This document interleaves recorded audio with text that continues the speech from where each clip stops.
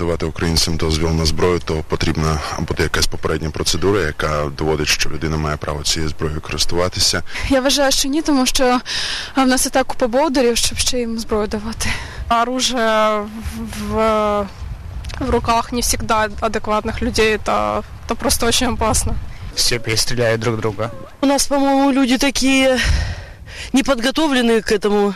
Поэтому, если действительно разрешить пользоваться всем, кто хочет и кто может получить дозвел, то, я думаю, начнется беспредел. Не нужно.